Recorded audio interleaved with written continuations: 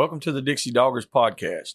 We're here to share knowledge and heritage. We hope y'all enjoy. For the best cut gear in the business, get with Dave Williams at Southern Cross Cut Gear.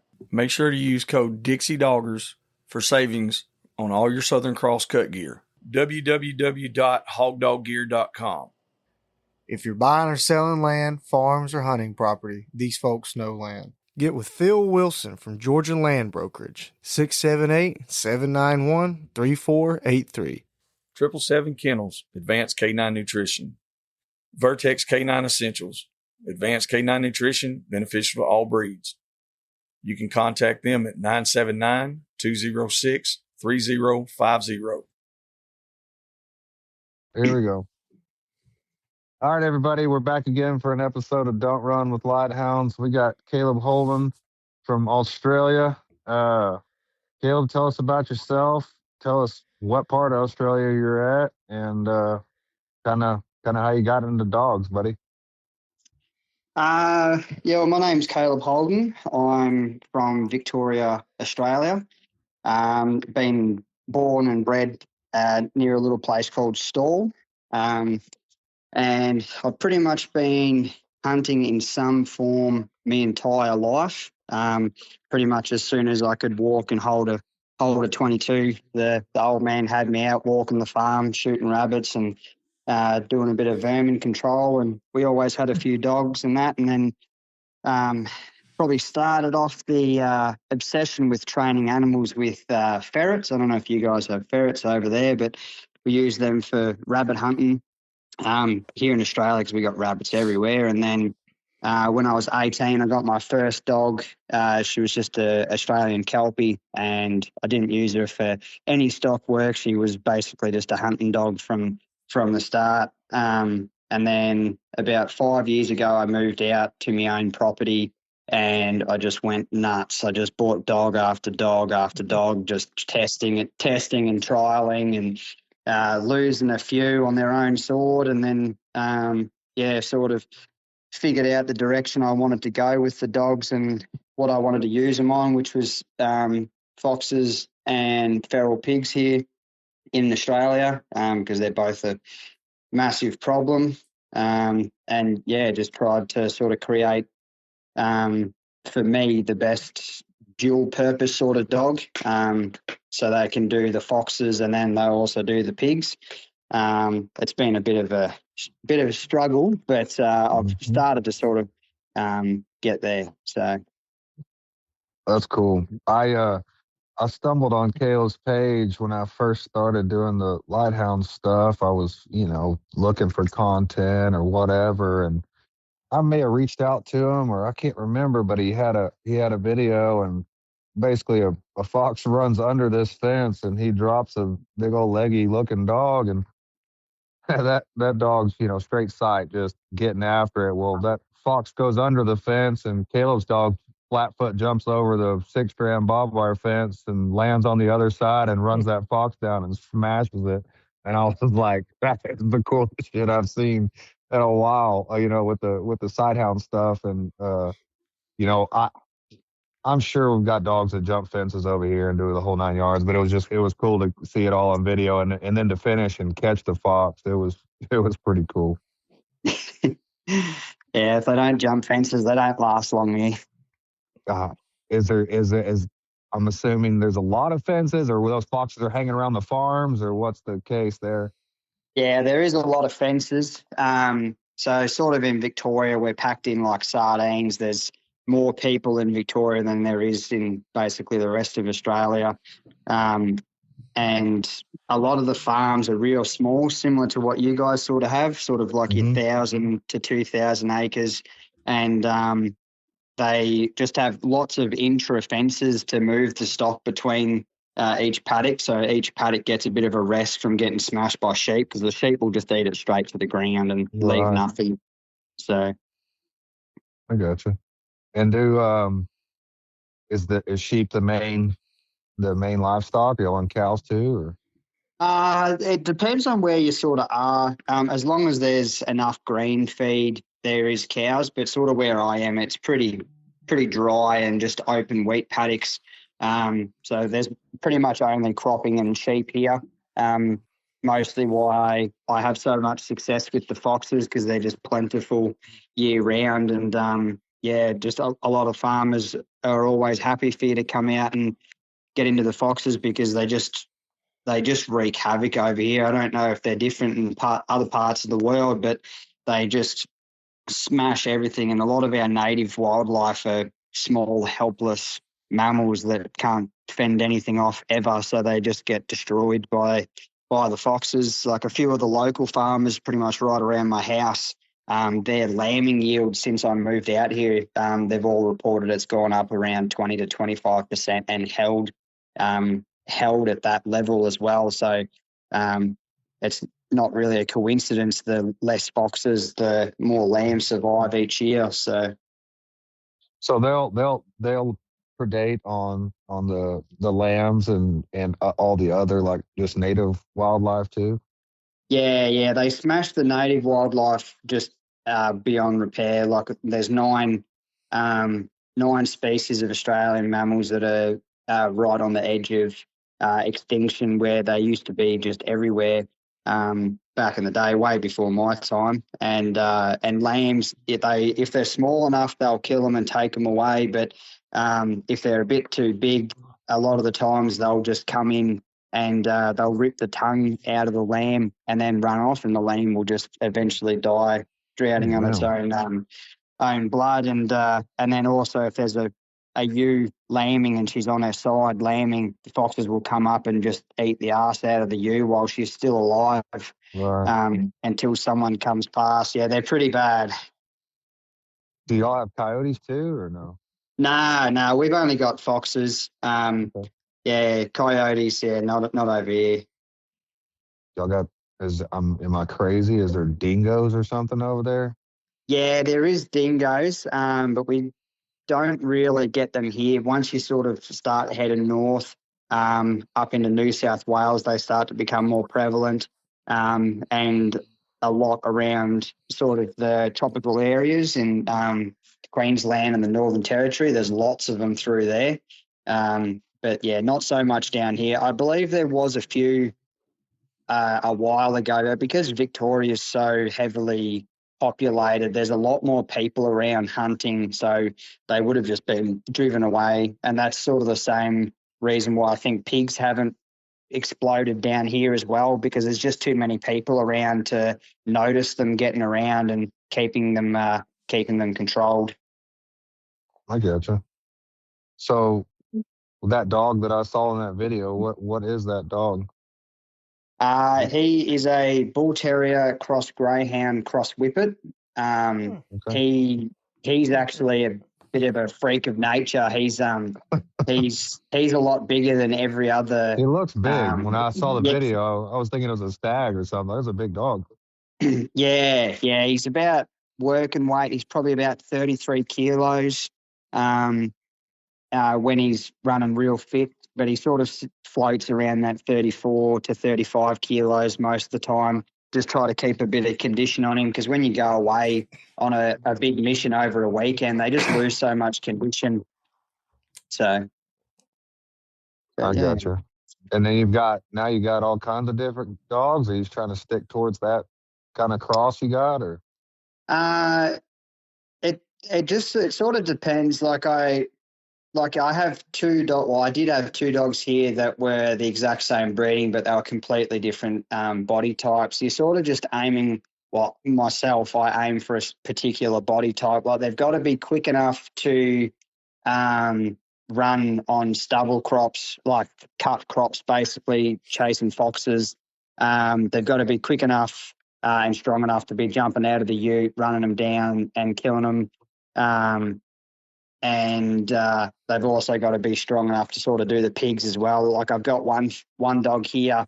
He's probably my best dog, but he's got too much greyhound in him, and he knocks up real easy. So he's the hardest dog, but he's going to get himself killed one day. He's pretty banged up as it is. I gotcha. No, not a whole lot of self-preservation.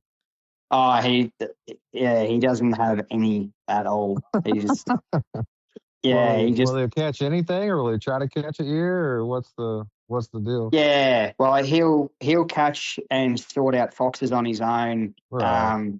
all the time. Like he's probably only 60% of what he used to be. Like he's had a broken back leg. He's had a star picket, like a steel post go through his chest. He's been God, done by plenty of pigs, and he's also been run over and had like fractured scapulas and vertebrae in his neck and that. Damn. And he just still goes today. So I've been he's trying to hard. breed him with a decent female, but it's pretty hard at this stage. Damn, that sounds like he's hard. Yeah, no, he's there. He is pretty hard. Hopefully, I can eventually breed him with something that would sort of complement the fact he has too much greyhound in him. So something that's a bit of a solider type bitch and sort of get that sweet middle ground. So I can try and keep his attitude, but then also thicken up his body so he'll handle it a lot better. So when you're attributing the greyhound to the drive and the meanness, or the frail build? Well, that dog, he's a bull terrier greyhound farrow hound. The farrow hounds derived from Egypt, obviously, hence the name, and they are very high strung and they have a lot of prey drive. Whereas the greyhounds, as long as they see it, they're pretty hard on it. And the bull terriers contribute the hardness as well. But I think it's just the line where he comes from. A mate of mine's father had that line for a very long time, and I bought a dog off him, and yeah, he's just been the same since he was like 6 months old, just flat out, just didn't care. Like he'd be getting smashed by a fox and he just wouldn't make a noise. All he was caring about was getting that fox. And all the dogs out of that line tend to be the same. They're just hard as nails. And what does that dog weigh? He's sort of around 27 kilo, 28 kilo. And he, back in his day before all these injuries, he was really quick. Like I could never really clock him going as fast as he would beside the ute or the bike. He was sort of run around 60 k's an hour beside the bike and that. But when he was after a fox or a pig, he was going way quicker. I wouldn't even know how fast he was going then. Wow, that's pretty wild. That's fast. Yeah, no, he definitely moves, that's for sure. I'm always trying to put together the kilos to pounds and kilometers to miles per hour. So yeah, it's a pain. 56, 58 pounds, somewhere in there. Yeah. Yeah. I probably should have done a bit of a conversion table in front of me so I could speak that's in our job to overseas figure out. language. No, I was talking to the guy with Adrian over at Tuscan Tails, or what? Yeah, Boar Tails. Boar tails. Yeah, Chasing boar tails. Yeah, brandy. Yeah. And we were talking, and we were putting together the size of pigs and everything, and and I guess in his area there's an abundant population of pigs, but nothing just crazy big. I guess like 100-kilo pig was pretty damn good size, which would be around a 200 and something pound pig here. Yeah, he's definitely in a good spot up there. Brandy, he's up in Queensland where there's just pigs everywhere. So I'm a bit envious. Yeah. So where you're at, it's a little bit more sparse as far as population goes. There's definitely a population of pigs here, but they're all in places where you're not allowed to hunt. And the government doesn't seem to really do anything about it. So there's just a massive population growing in these places where you're not allowed to hunt.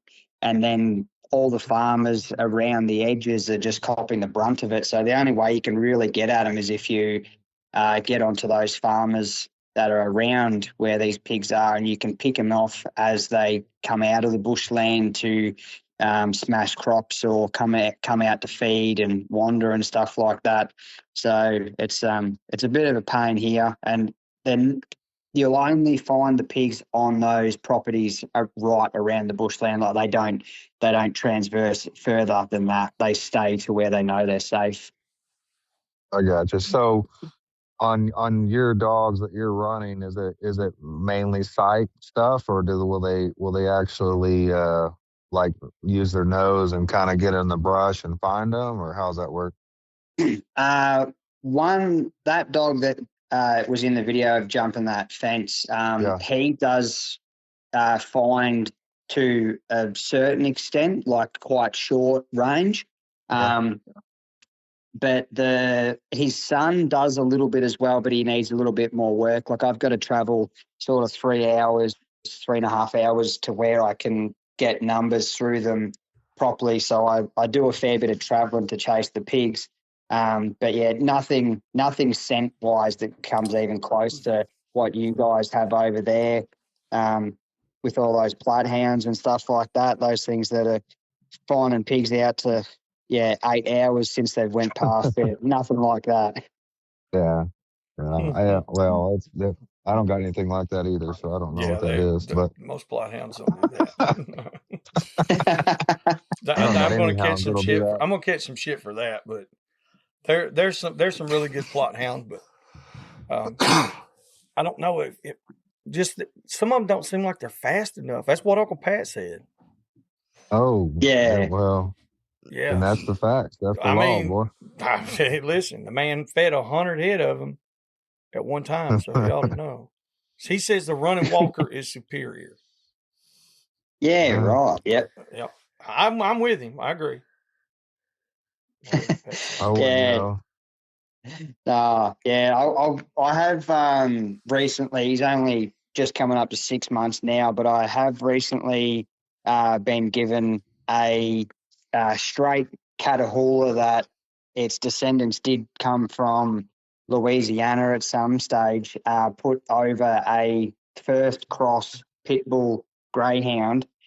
So he's about 5 months now. So I'm hoping to get a dog that has a lot more of a cold nose compared to my other dogs, and I'm bringing him up just dedicated on pigs. So it's going to be a lot of work, but you're only going to get out what you put in, I guess. So if I can bring him up just on pigs, and then he can sort of serve as the trainer for all these other dogs that will be doing both. So they'll be able to sort of do a couple of the dogs will differentiate. They'll know when the plates are on, they go, righto, we're going for pigs. And then when we're back home, they know we're chasing foxes. So like one of the dogs will pass up a fox that goes past if we're up in New South Wales chasing pigs, because he knows that I'll bloody give him a zap with the collar if he jumps off to try and chase a fox when we're chasing pigs, because there's nothing worse than you're looking for pigs and they jump off after a fox, and then this big pig gets up and out in front of you and you're missing because they're chasing a fox when you could just be chasing them back home. Right. So how are you starting that dog? Like, how are you trying to make that work? So he's been on 3 trips so far. I've just been taking him as soon as he he was probably about 4 months I started taking him, but not using him or anything, just leaving him in the box or getting him out when the dogs have caught a pig and just letting him watch and sort of soak it all in and get used to the smell of the boars and stuff like that and watch what he's meant to be doing. And yeah, just once he's sort of probably around that 8 months, I'll start letting him have a bit of a go at a pig, just waiting for his adult teeth to come in and settle so they don't get all deformed and stuff like that. And he's sort of old enough that if he does happen to cop a little knock, there's probably not a chance that he'll go shy from it. Right. And then I'll just get him hanging clean.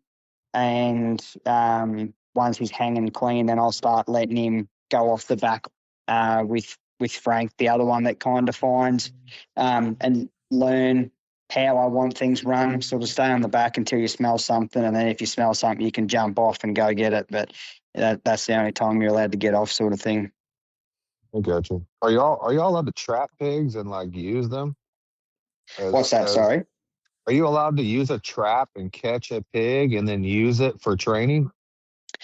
Uh, Not I legally. don't think legally, but I think it'd be quite hard to sort of do that unless you knew someone with traps that did a trapping process. Okay. But yeah, the RSPCA is pretty big over here. They make sure that there's people that aren't abusing animals or all the Yeah. dogs. It's heavily regulated over here with all types of hunting and stuff like that. So yeah, you kind of just they've got to be trained on the job basically.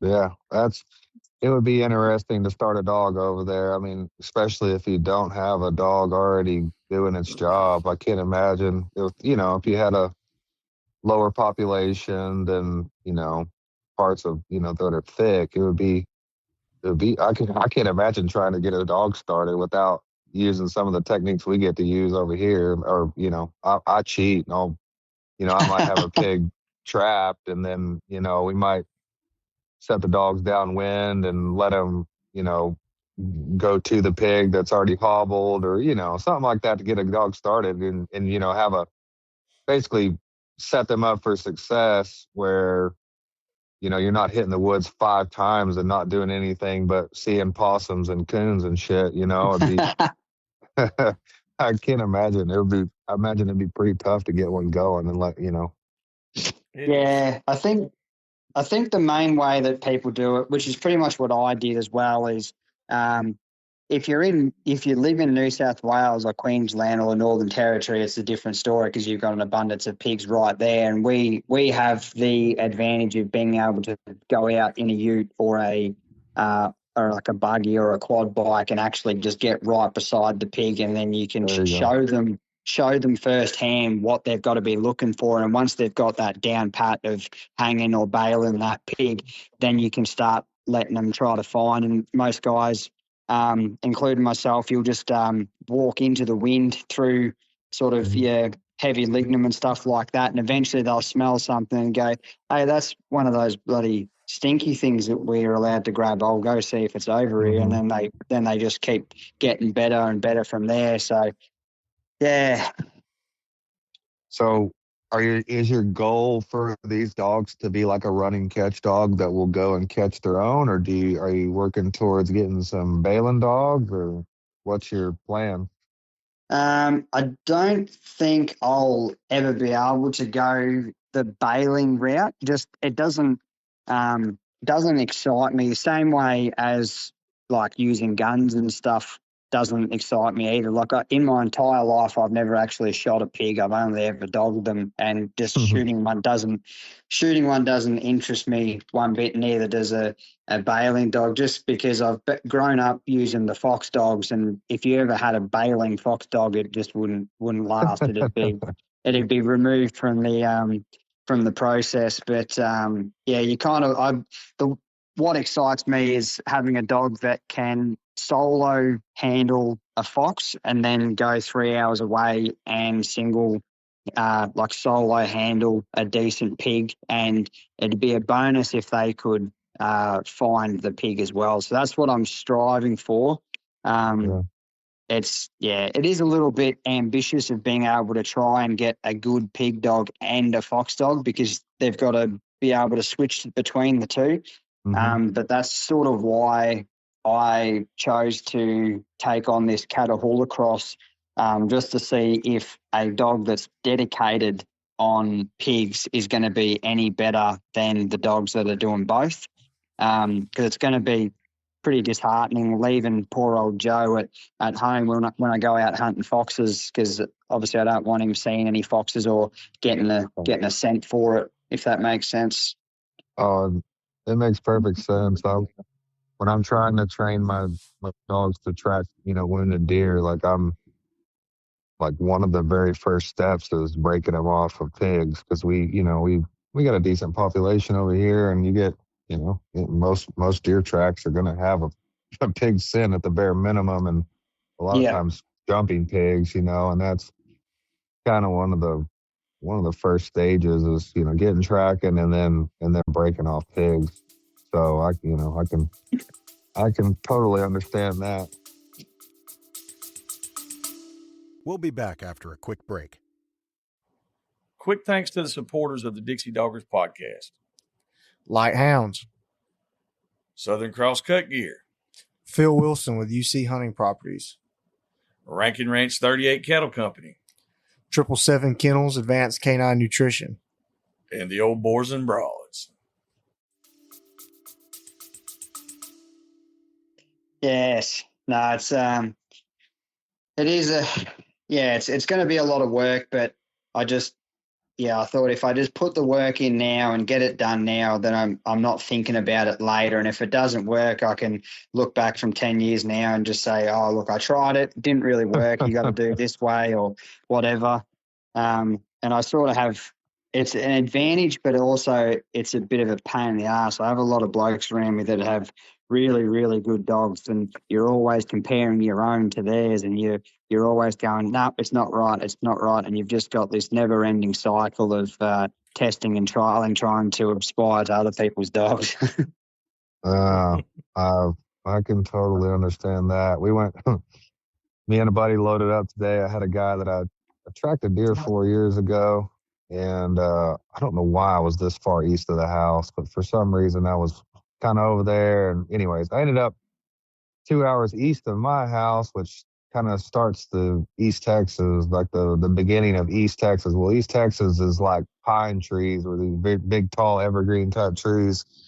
And we don't have those by the house, and it's just a different country. Well, we went over there today and looked like damn fools. I swear.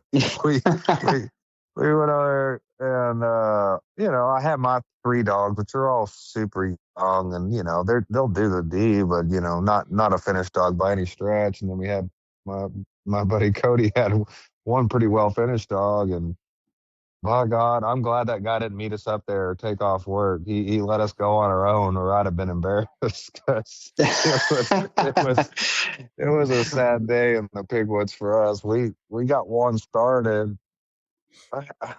for sure. Like I'm struck and had it bayed for probably, I don't know. It probably did a little 900 yard run and had it bayed for, I don't know, 10 or 15 minutes. It's pretty thick and wet country. We were trying to make it to him. And of course, pig broke by the time we got near, and just never got him stopped again. And I was like, there's pig sign, there's feeders running, it's wet, like all the things that I would mark for success.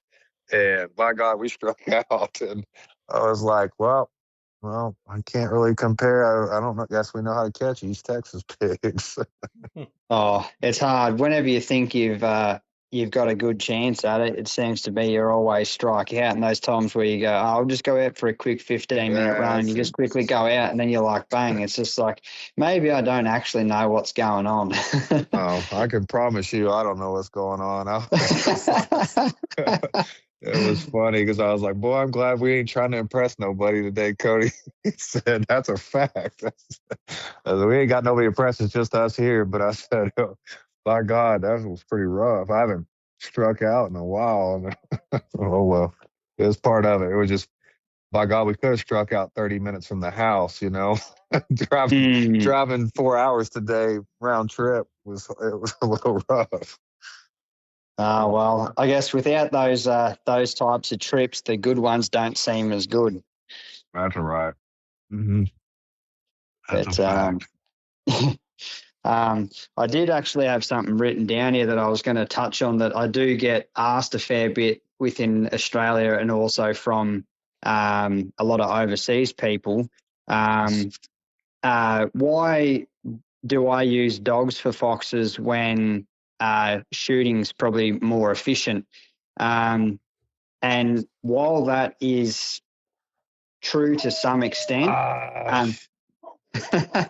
sorry, the labs. While that is true to some extent, the foxes that are older and are doing most of the damage to livestock and the native wildlife. They're not the types of foxes that you'll be driving around the paddocks and you'll find them standing out in the middle of the paddocks and they'll let you shine a light at them for 20 seconds while you get the rifle up and shoot it. Like, these are foxes that you don't even see. Like, maybe if you've got a thermal, you'll see them running way out the back. Like, as soon as they hear a tiny twang from your tray going across the paddock, they're gone. And then once they're in the creeks, and like, you could push them, like have beaters whooping and yollering and whatever, and pushing them to people sitting with shotguns. But a lot of the smart ones will go in a log, a hole, or they'll just sit tight. So the only way to get them properly in both forms is if you have dogs that scent out the foxes in the creek, and if they have gone into a log or a hole,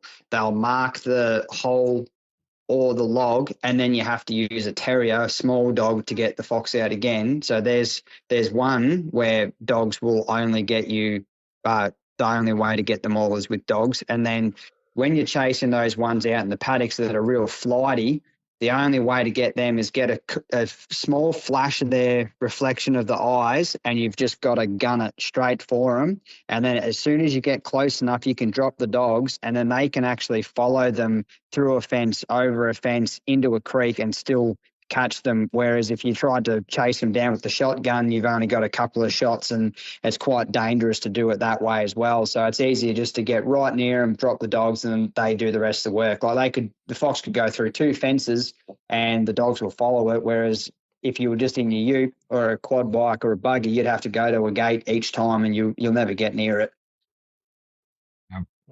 Makes perfect sense to me. Yeah, a lot of people don't understand. I think I'm a bit of a sadist just using dogs for it, but there is definitely a reason why we do it. So, like, if a fox goes into a hole, there's no way you'll get him out without a terrier. Or if you really wanted to be crazy about it, you really wanted that fox, you go get a tanker and pump it full of water. But no one's got a tanker, and water's too precious. So terrier's a much better way of doing it. Mm-hmm. So you've got a handful of terriers too? I only keep one at a time, but I am going to move to having 2, because every year I seem to lose one. Then I've got to train one from scratch again.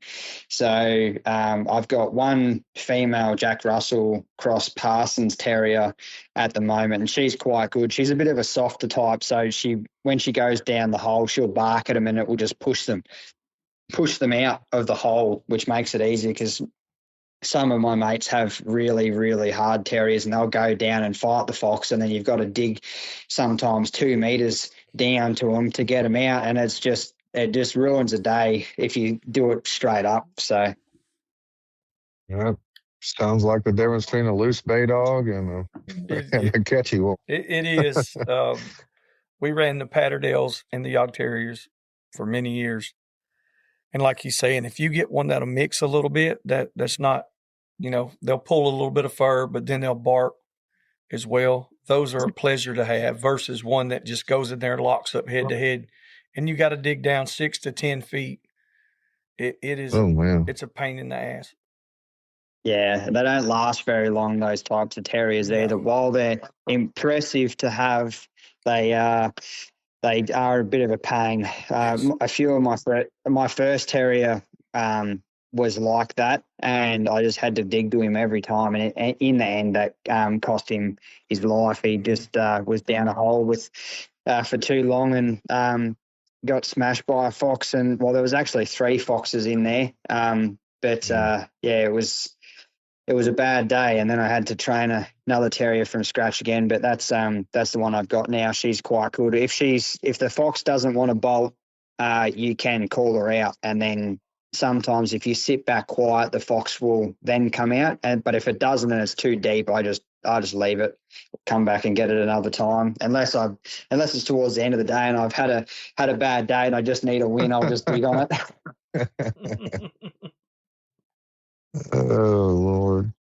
But, so that's pretty cool, because it's like, it's different, but it's similar to having a bay dog and then a catch dog. I mean, it's a similar stance. You got a dog that's trying to flush them or get them, corralled, and then a dog that's going to catch and finish the job.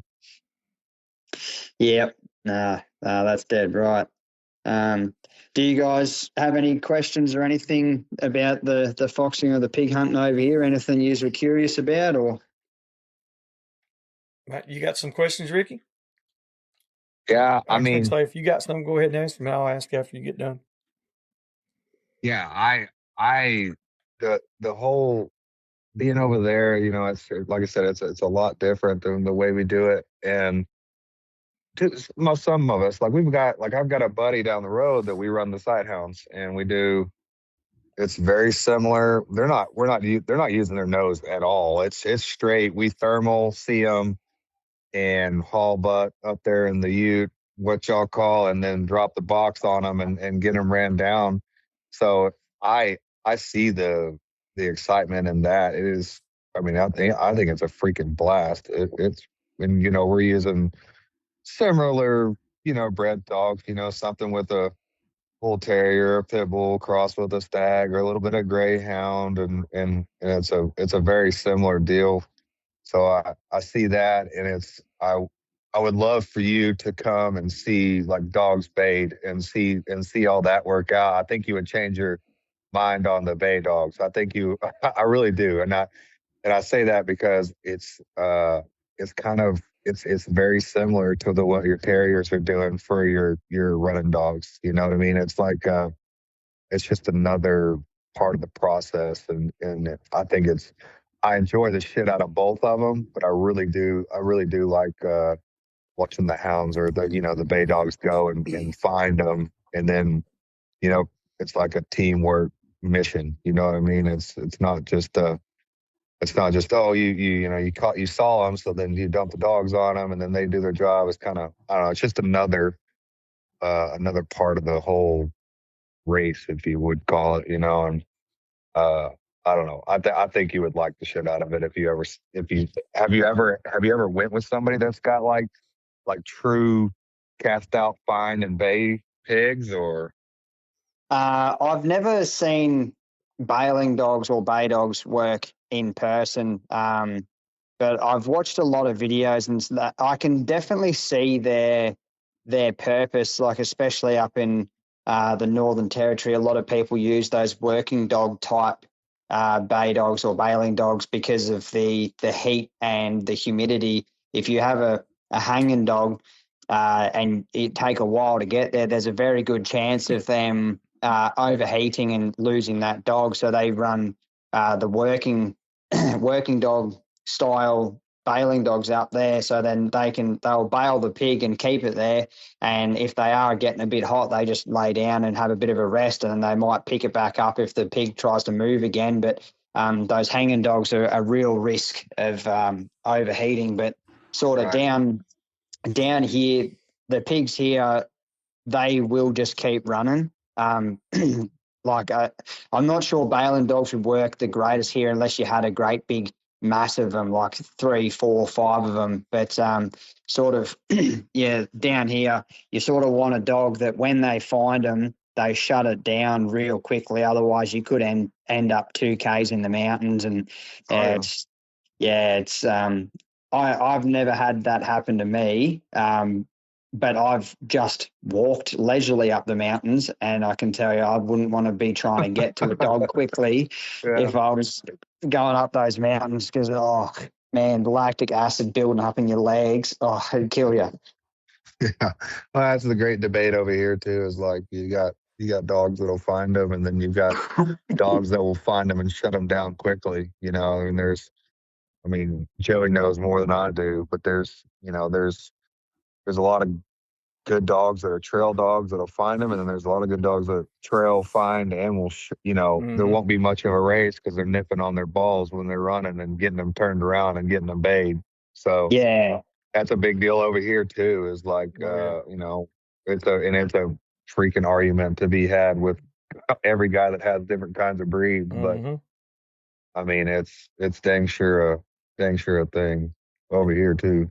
If you go yeah, through like tournaments and stuff, you're gonna, especially here in the southeast where we live at, most people are going to use a rougher style dog for tournament hunting because you can put the numbers up very quickly. you like you said, you have a dog that's got a decent nose on him, but he's going to put teeth on the hog. You can stack the numbers up pretty quick.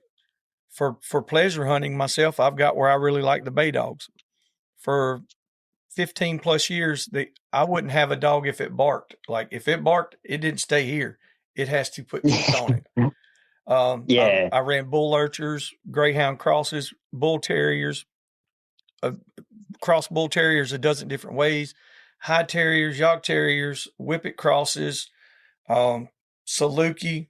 I mean, you name it, and they all work good. The Catahoulas, we run those, and the blackmouth curs now, and we cross those. And I really like them for the bay dog stuff. But where you're at, a while ago, I wrote down some things before when we were talking about asking questions. I put run and catch dogs versus, we call them run and catch dogs, the hanging dogs. Yep. I put run and catch dog versus bay dogs. So the terrain where you're at, what kind of road systems do you have? Like you just explained some of it, though. It's kind of like where we hunt. You wind up 2 miles in the mountains and you got a dog that's caught, like you're in trouble. It's hard to get to. Yeah. Yeah. That's, And then it would be pretty hard there. So what's the moisture and humidity like where you're at? Where I am, it's either really, really cold, like close to 0 degrees when you're hunting, or it's 40 degrees. So that's Celsius. So I don't know what that would be. But yeah, so like it's here, if you're hunting in winter, those holding dogs would be a lot safer. So you can use them. They can find the pigs and shut them down. And in sort of the areas in Victoria, if you had bailing dogs, I feel like you're always going to end up like in the mountain if they didn't shut the pig down, because the pigs just know where they're safe and they'll opt to run over fight pretty much every time. But up in New South Wales, where I do 99% of my hunting, there's only a very small handful of pigs that will just keep running. But as soon as the dog gets near them, they normally just turn around and back up to a tree and choose to fight instead. So, but yeah, if you like shooting pigs off dogs, like a lot of people do here, bay dogs would be perfect up there. But I feel like maybe in the mountains, if you had a bay dog that would bite the ball bag and sit them down, that would be ideal. But that's for what me, we like. because that's what we like to run. Something with a little teeth on it. We don't want to run them too far, but we do have a couple that are loose, and I wish they were a little rougher. Yeah. No, that definitely makes sense. That would definitely work in the mountains in Victoria, I reckon. But it's also hard because I do foxes as well. If you bring a dog up that's meant to be a bay dog around dogs that are basically all teeth, they'll just end up being teeth dogs anyway. So you got to kind of have one or the other, I think, unless you're buying in started dogs or something like that. No, I agree. I've got some young dogs right now that were loose baying right before deer season came in. And then we went to Arkansas and went down there to another state, hunted with a friend of mine, and he has a couple of rougher dogs, and they're catching. And now my little loose bay dog is catching because I hunted him with him. He didn't bay a damn thing. Like, I mean, and I was fine with it though. We were laughing. I was like, check him out, It worked, but at the same time, when we run our bay dogs, and Ricky and them do probably the same thing. How many of y'all run, Ricky? 3 or 4 at a time? That's what we've been doing. Yeah. And I was literally I was going to hit on this, but keep going and I'll ask my question after. Okay. Well, that's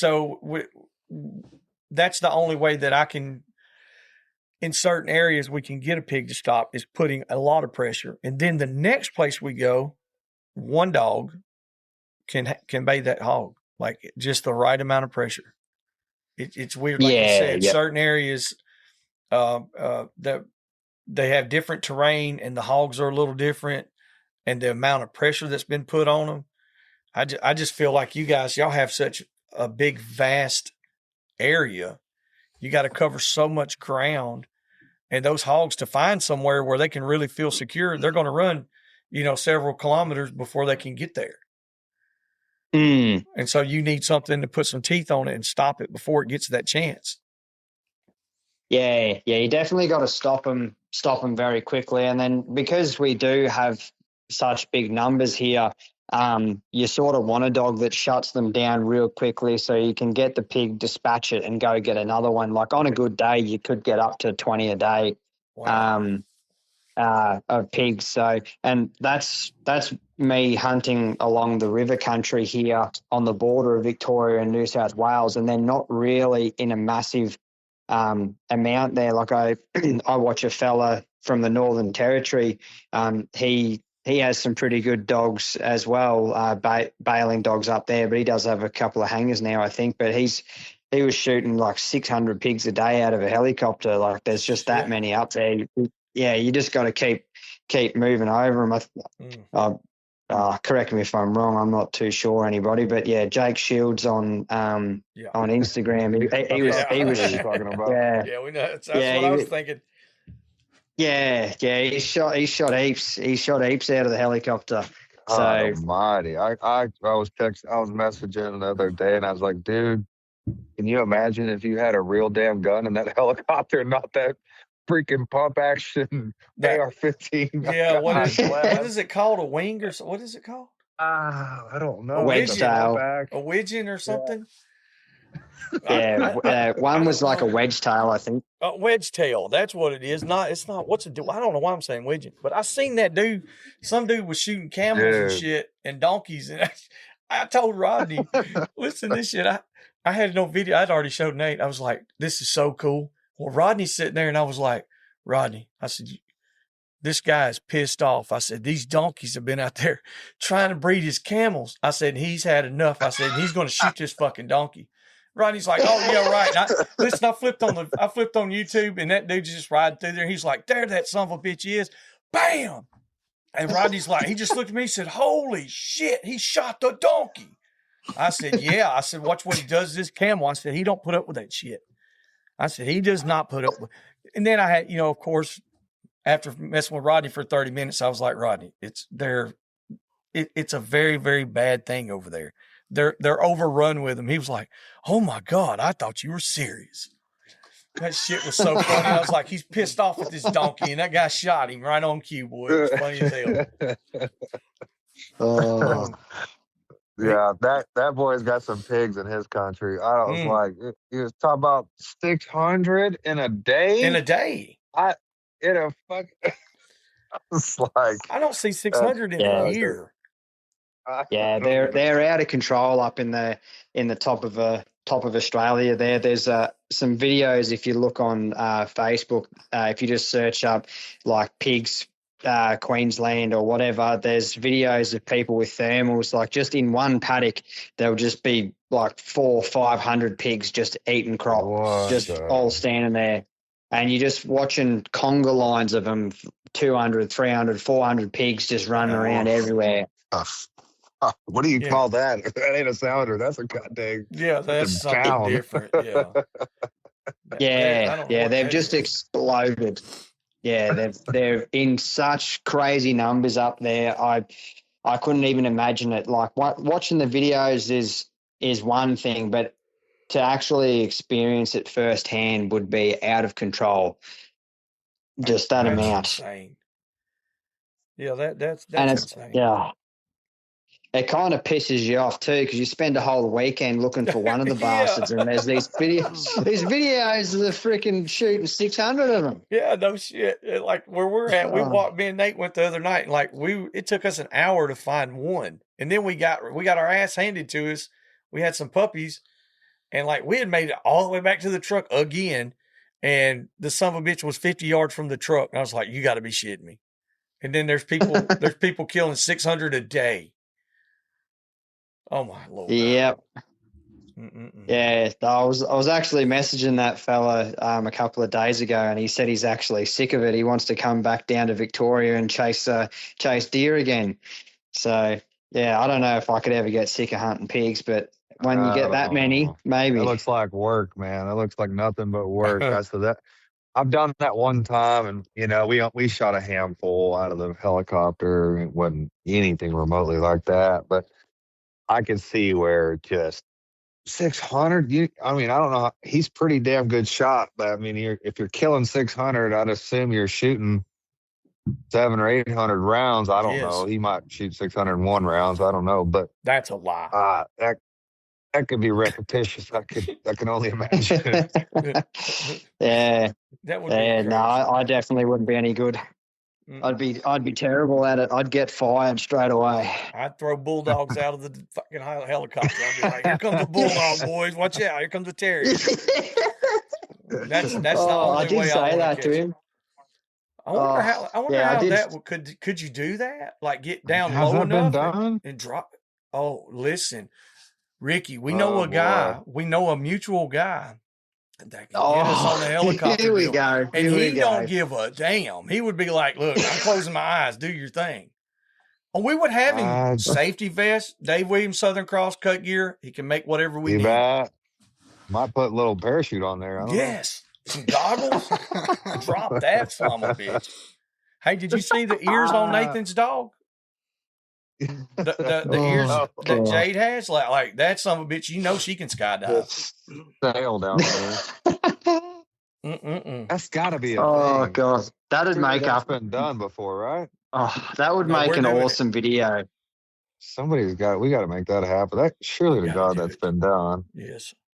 It may not be on video, but it's been done, surely. At least you'd need like a long rope and just sort of like tow the dog around, and when you get near the pigs, you could sort of just come right behind the pig with the dog on like a 20-meter rope with an auto latch, and then when you get right behind it, you just get the dog just a couple of meters off the ground, click the button, and it'll just release. Drop the dogs, fucking get him.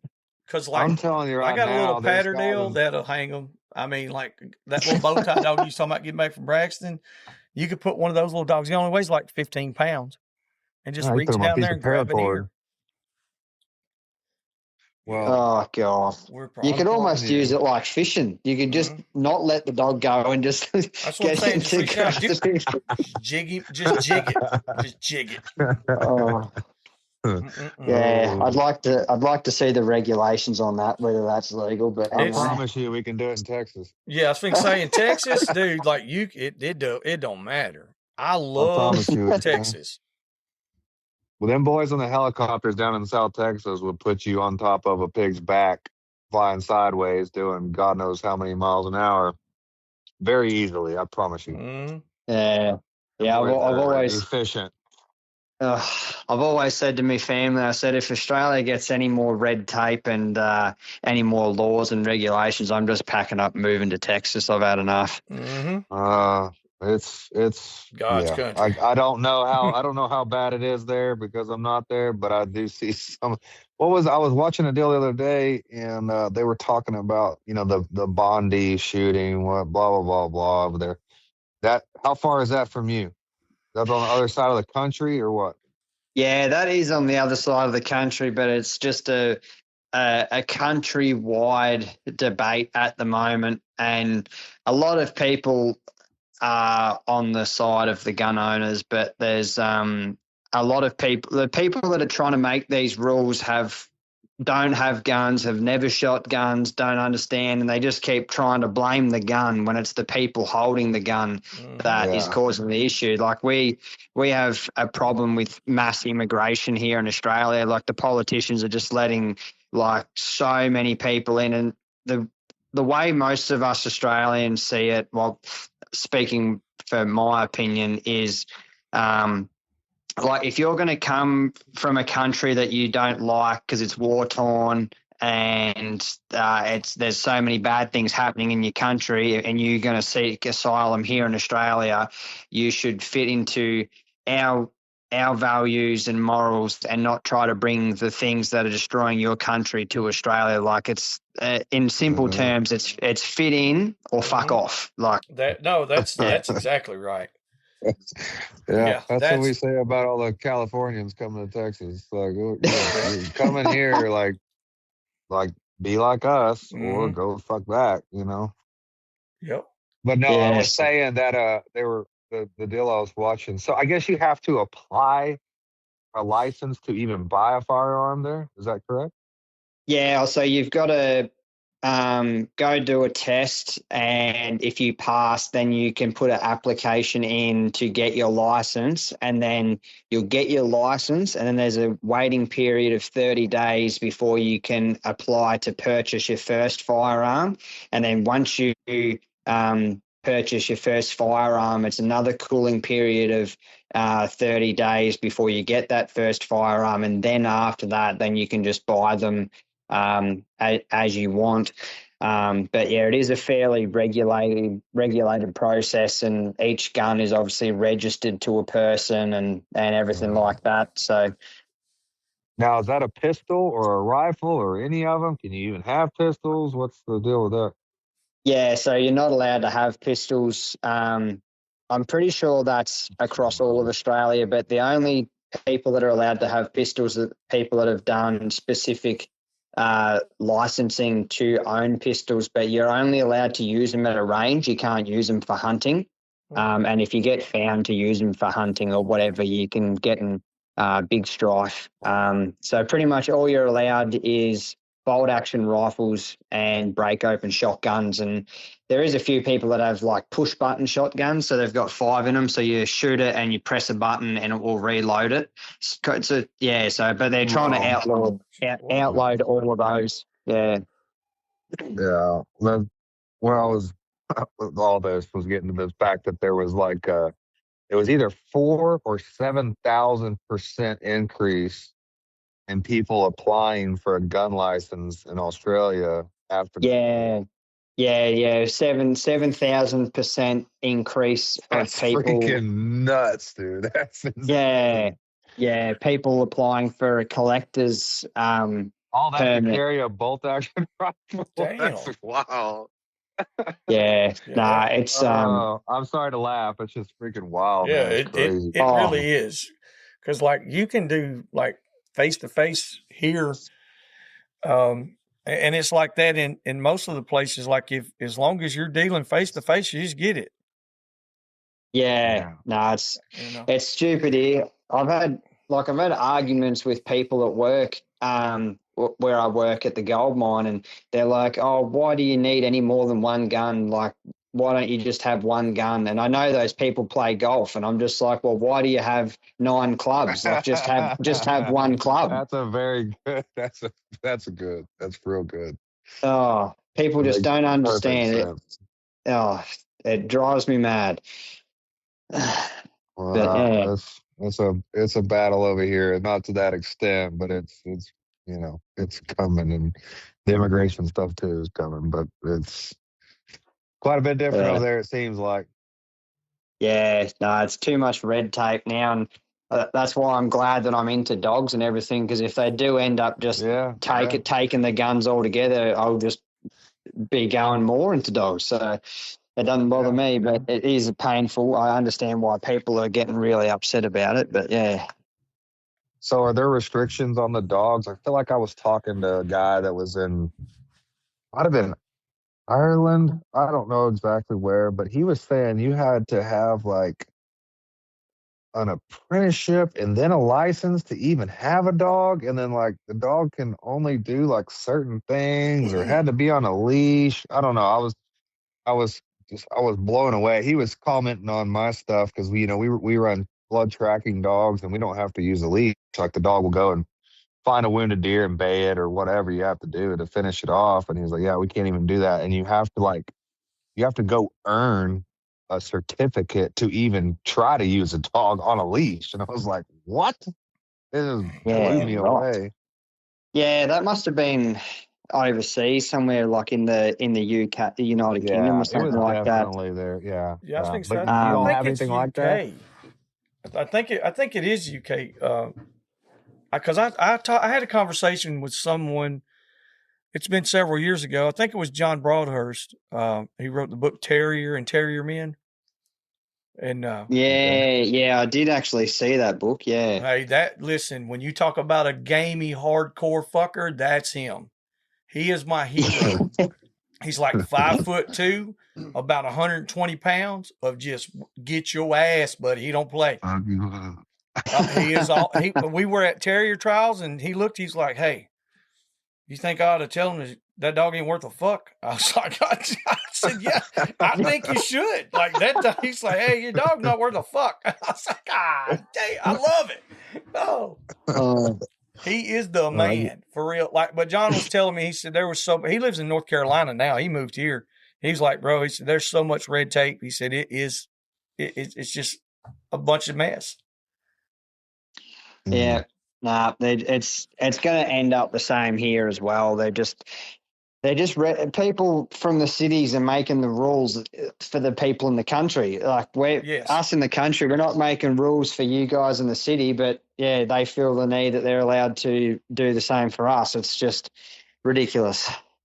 Y'all, go ahead, Joe. No, go ahead, Ricky. I'm sorry.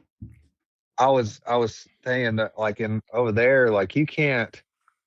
Now I see videos, of course, of pigs getting caught over there, but like there, you technically not supposed to even video. Like you're supposed to dispatch the animal as soon as possible, and all these things. Is that right on like a pig?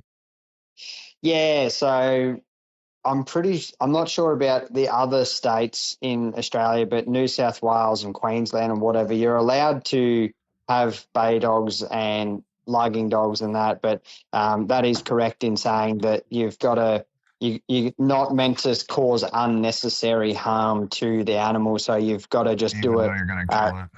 Yeah, you've just got to do it as quick as you can, not like to have prolonged harm sort of thing like that.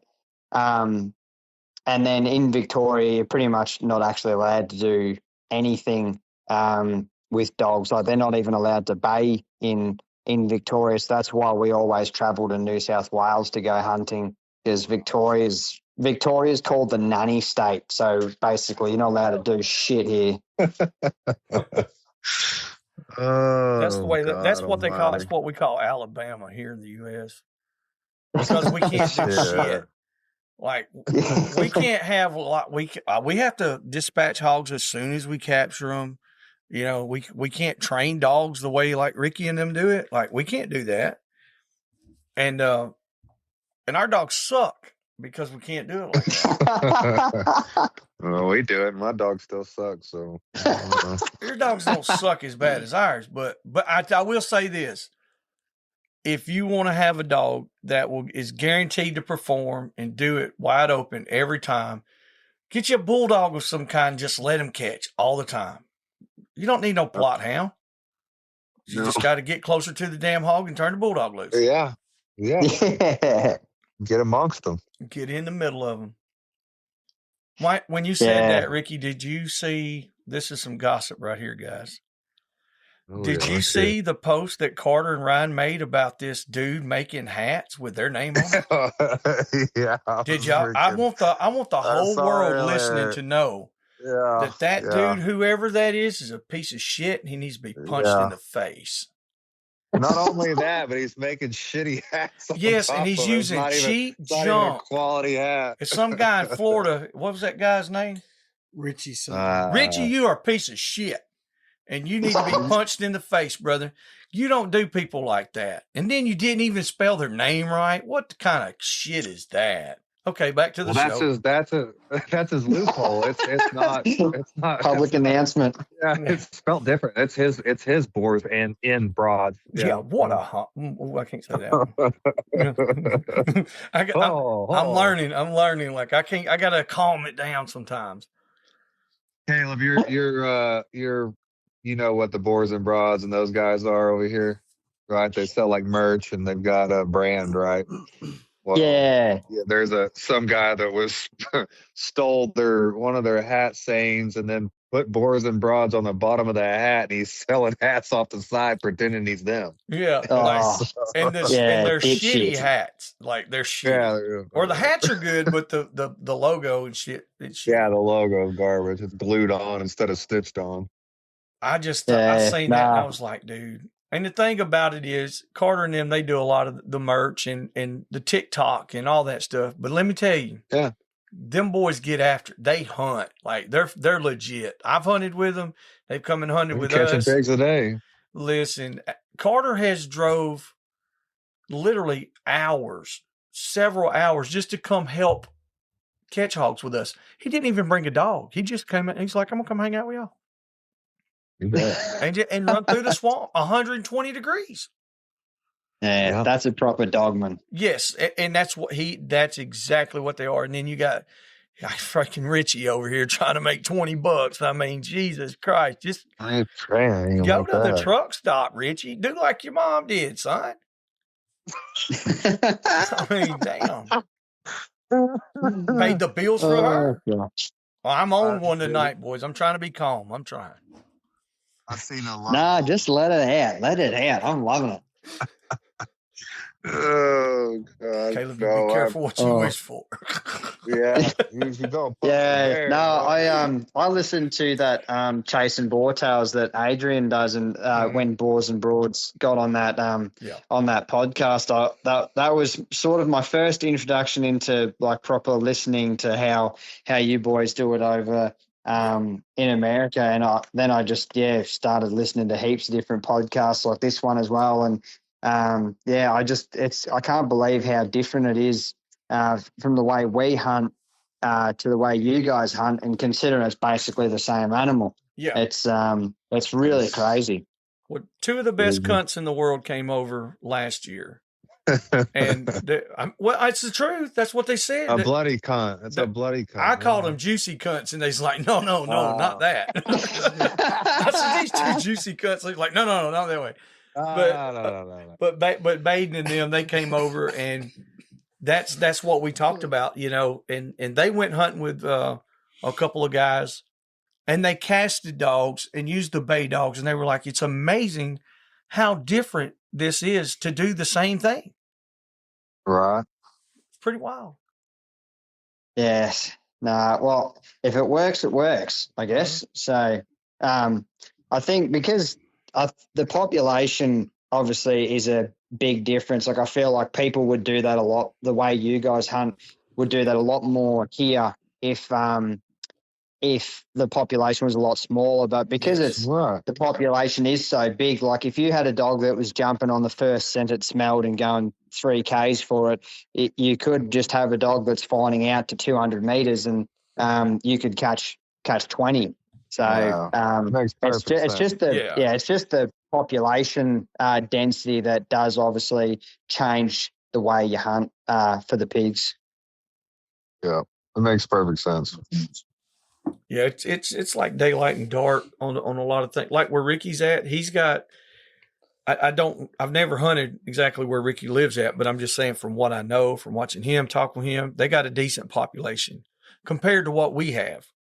But now I can go south about 3.5 to 4 hours, and there's a lot of hogs. But those same guys come up. You can go to the east another hour, and there's even less hogs than what we have. They're like little pockets. You know what I mean? And so you don't need like those guys down there. They'll be the first one to tell you run and catch dogs or luggers. That's what they want. Ride around, see a pig, dump him out, catch that sumbitch, and go to the house. And here we are, I put my dog on a track that was made yesterday or 2 days ago. I don't know that he's going to smell it, but, and he works and works and works. And then finally he gets out far enough where he can pick up enough scent to start running it. And this might be a 6 or 8 hour ordeal before we even get to the pig.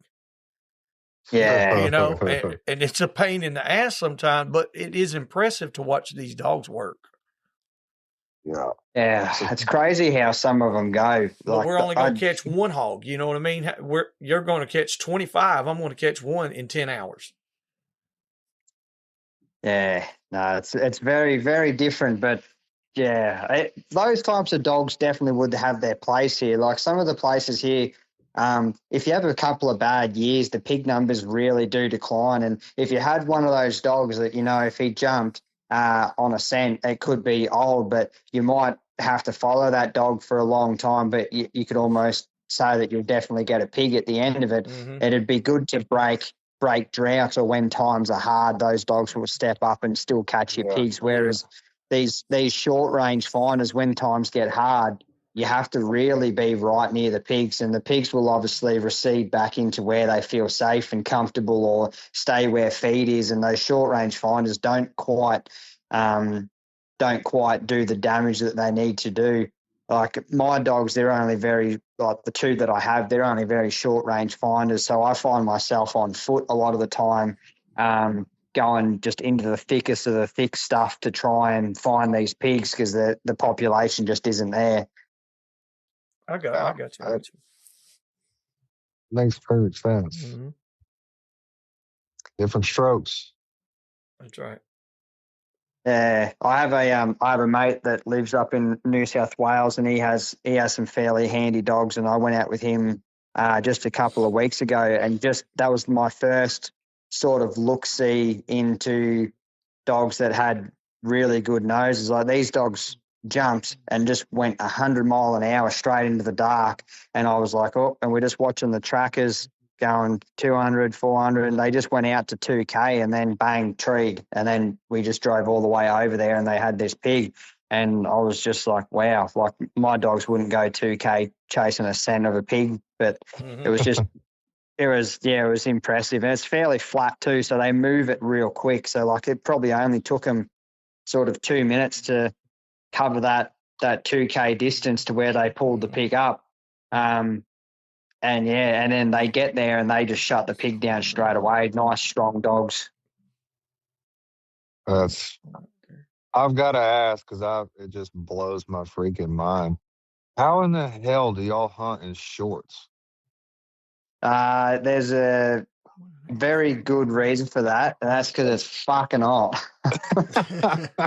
Do y'all not have thorns? There's nothing there that pokes you? Or y'all just badass motherfuckers? I think they just breed them tougher here or something like that. Jesus Christ. Y'all ain't been to Florida. Listen, I went down there, and those guys, they don't even wear clothes. Yeah. Oh, that was a strip club. Never mind. That was a male strip club. Holy shit, where was I at? In the woods. No, listen, like I know guys in South Florida or South Georgia. What about Freddie? Remember that? He wouldn't hunt with shoes on. He didn't wear shoes. He wore shorts and no shirt. And this son bitch, he was like, send me videos. Hey, my bulldogs, watch them catch this deer. I was like, you can't do that. He was like, well, they do it. I was like, yeah, but you're not supposed to. He's like, shit. Yeah, don't show it. He said, I ain't telling them dogs that. He had otters, alligators. I mean, he had a damn bulldog pulling an alligator out. I was like, oh my God, what is wrong with this guy? He's like, that's how everybody is down here. I was like, holy shit. And then we went down there, and you have to be different. You have to be different. We definitely have a lot of prickly stuff here. Like if it's not prickly, it probably doesn't grow here. But there's this stuff called galvanized burr, and it's actually that spiky that it pops tires on cars. Oh, damn. Yeah, it's no good. I fell off. Yeah, I fell off. Motherfucker's rust proof. I was thinking to say, this son of a bitch, like, put this on your roof. Put this on your roof. Go out there and give me some of them sticks, kids. We're putting the roof on today. Galvanized, damn it. I fell off. I fell off my quad once. I fell off my quad once into a heap of prickles and stuff in New South Wales, probably over a year ago. And I'm still picking bits of it out of my arm. Like you just eventually, like a little bump appears and you go, oh, there must be another piece coming to the surface. And you just got to get your knife and scrape the top of it off and squeeze out the thorn. Like still picking it out of my arm. It's nasty. Wow. You know how you avoid that? Don't fall off. Clothes. Yeah, put some damn clothes on, guys. Put some damn clothes on. Oh, I don't even know. I'm not even sure what the conversion is into Fahrenheit, but like the other day we had a 48-degree day here Fahrenheit, Celsius. I don't even know what 48 Celsius would be in Fahrenheit. Let's do a Google, Oh, Nate. What do we see got? what Nate's got. 48 Celsius to Fahrenheit. 118 degrees Fahrenheit. Same thing it was when I went down there with Ricky Richter and Case Frida. South Texas, It's so baby. fucking hot in South Texas. I thought I was going to die. Actually, I thought I was going to die after I died. And then we went and ate tacos and drank beer. And I was like, so what are we doing next? They're like, we're going to drive further south where it's hotter and drier. And we're going to go catch some pigs. I like the dry heat though. The dry heat ain't. It wasn't different. as bad as the humidity wasn't bad. Yeah. But it was fucking smoking hot though. Oh my God. Yeah. Oh, it's none of it's nice. And I'm fat and I'm white and I'm redheaded, extremely handsome, not very well hung, and I had to wear long sleeves. It was bad. That brings up a question. What's the humidity where you're at, Caleb? Well, How do you even measure it? in It's summer. the humidity. How do you measure it? I think it's all standard of just percentage. No, I think it's like Okay, they probably okay. measure theirs in lava. Decimals or what? Fucking galvanized. I can't. What the fuck? It's like get them galvanized fucking thorns. Decimal places. You got to be kidding me. I think you're making I'll have that to send shit you some up. photos of it. I'll have to send you some photos of it, or even if you Google it, Australian galvanized burr. It is nasty stuff. I'm gonna hit the Australians, my partners, my these cunts. I know they know what they are, and I'm gonna ask them about these galvanized birds and see what they say. They're gonna be like, "Holy shit! Oh. How do you know that?" Yeah, you've got to make sure you wash all the thorns and all the seeds and everything out from underneath your car and your bikes before you come back home, because you don't want to bring any of that shit back. It'll grow in the yard and shit. Oh Shit. yeah, We're looking at It's some right nasty. now. Nate's got some pulled up, and it's Kind of weird. looks like Yeah. It don't look real menacing, and then you look closer, and it's like, oh, those aren't petals; those are thorns. yeah, yeah. Everything here is literally spiky. Like there's not a single thing that's not spiky. If it's not spiky, it's probably growing in the water. I don't know how y'all wear shorts. It blows my damn mind. Yeah, you end up with a fair few good scratches and cuts on the legs and that, but it just gets way too hot. You drink way too many beers and you just can't even see straight. So you just got to deal with the prickles and stay a bit cooler. Joey, did you see the video I posted on my story today of this black dog that I got? No, I don't think I did. Where we were working at, I don't know. I didn't have very good phone service today. Well, we were. What were y'all doing? It's a reject deer dog, right? So I'm putting him on pigs in the last 2 weeks. Well, he's got a head like a goddamn. He's got a little pit bull in him. So heaven forbid, he's got a big ass melon on him. Well, he's got a black face with like gray eyes, right? Well, he's got God knows, I don't even know what the hell he is. Anyways, he went through this briar thicket the other day, and he mashed up his nose, was all cut up and shit. Well, today they went through a briar thicket. Dude, he come out that son bitch, and he ain't got no hair between his eyes. He's bleeding. His whole face is bleeding. His legs didn't have no damn hair on him. I was like, and he's a big dog. He's probably 70 pounds. He's not super tall, but he's just built like a brick shithouse. And all the other little houndy dogs just breeze through there. They don't got a mark on him. That poor bastard, he looked like he got in a fight with a weed eater and lost bad. That's how it is when I go through like the woods. shit. That's exactly how it is when I go through the woods. I look like hell. I'm talking about death warmed over. I'm tore up, beat up, just all fucked up, and everybody else, they're just like, "What happened?" I'm like, "I don't know." Like I just walked through it. 6 foot tall and 280 pounds.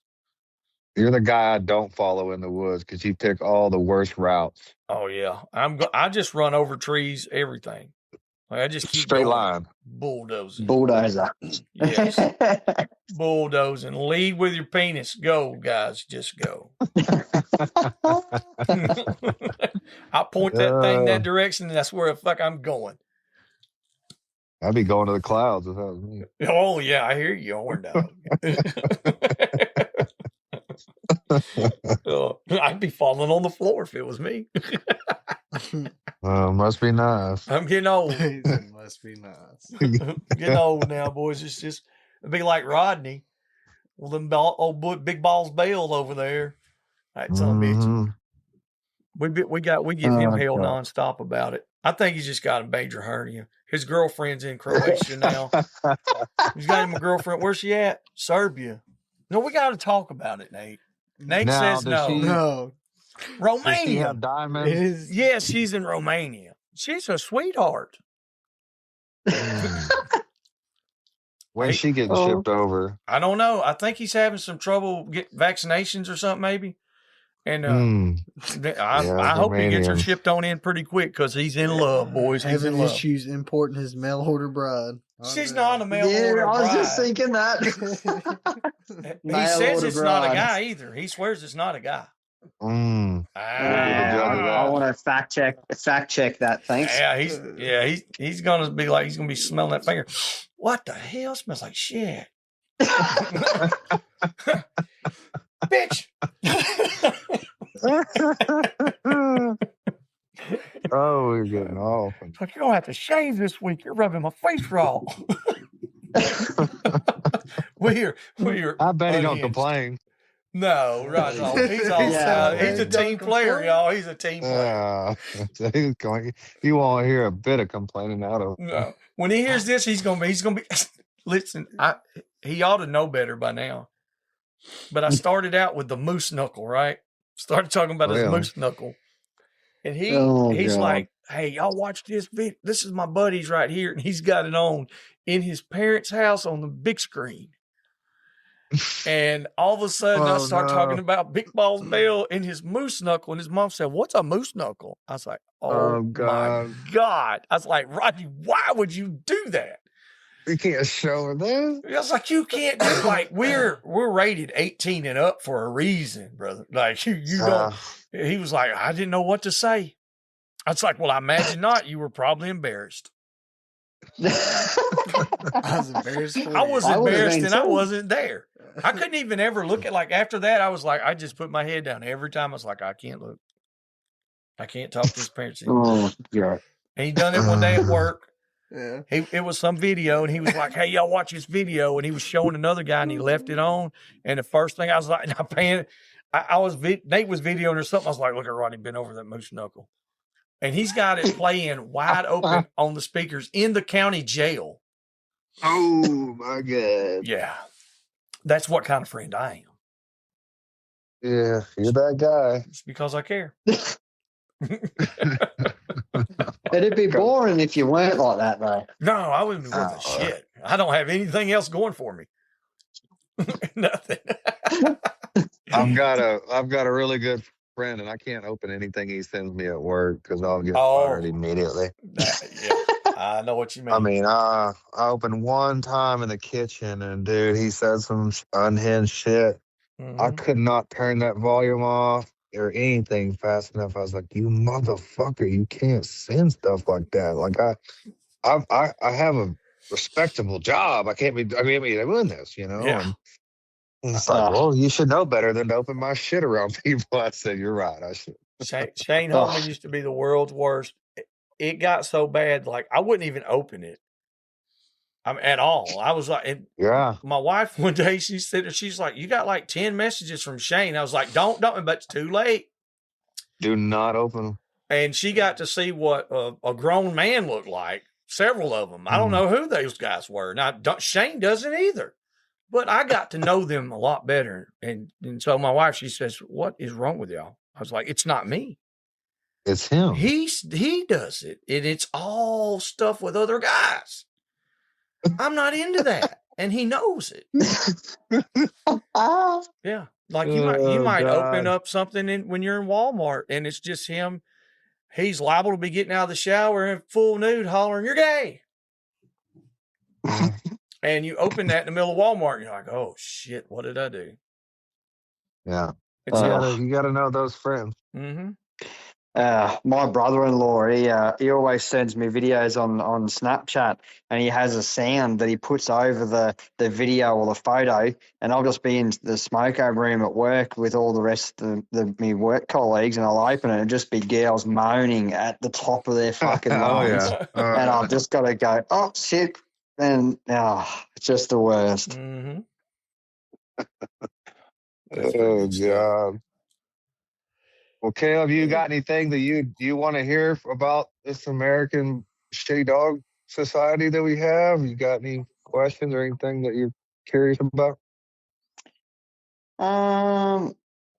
Do you guys over there actually have any regulations and stuff for your, like, even just breeds or the way that you're allowed to hunt with the dogs, or is it pretty much just open slather, you're allowed to do whatever you want?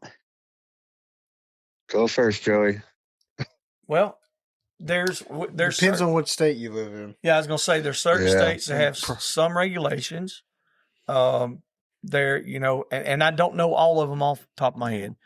There are certain registries that you have to, if you have a dog or a specific breed through that registry or that society, that you have to have them tested and proven and all that through field trials before you can breed them and hunt them and register them through there. I mean, you can outlaw it and do however you want to. Where we're at specifically, we can use any dog, any breed for anything or any type of hunting. Yeah. So we don't have any regulations on that. And by God, we do it. I got so many damn dogs. It's insane. And I got a bunch of different breeds, and whichever ones work, that's what we're going with. That's right. That's all that's as good as I can explain it. Yeah. Yeah. It's similar here, like in Texas. We don't, obviously we can trap pigs and use them and stuff like that. But as far as the dogs go, I mean, you do whatever you want. You can breed whatever you want to, and people might not like it, but who gives a shit what they think? And, it is what it is. But like, as far as the game goes, I mean, you can't, different states all have their own regulations. And like in Texas, I can't go just chase a live deer and run it down and get ahead of it and shoot it with a gun. Whereas in Alabama, you can do that, correct? Yeah, in certain parts. Yes, in certain parts. Yeah. So it's all state regulated, and even in the county regulations inside the state. Mm-hmm. Like there's different counties that can do certain things. So dog breeding, not a whole lot of regulation, but as far as game, it's all game dependent and county dependent on where you're at. So, and it varies drastically. And white-tailed deer is king in the U.S. Yeah, everything. that's a fact. White-tailed deer, turkey, elk, and bear probably. Hogs are always at the bottom. The pig hunters are the worst, and we suck. That's what everybody else says. Scum of the earth. Yeah, but I don't know many of them they can't take their duck dog and go catch a hog. I can take my hog dog and go fetch a duck. You bet. I done that. Been done had that. I don't get it. Pig hunters seem to get a fairly bad reputation here in Australia as well. Like a lot of the times, if you look like a pig hunter, you're probably not really going to get access to properties because they've just got such a bad reputation.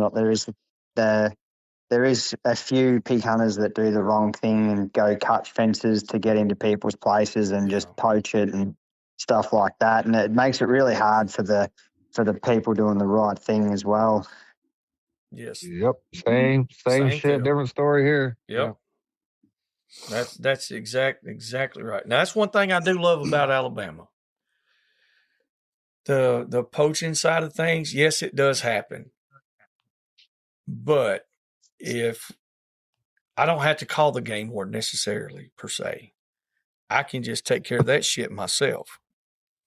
Yeah. You know what I mean? Yeah. There's a lot of states that are like that here in the U.S.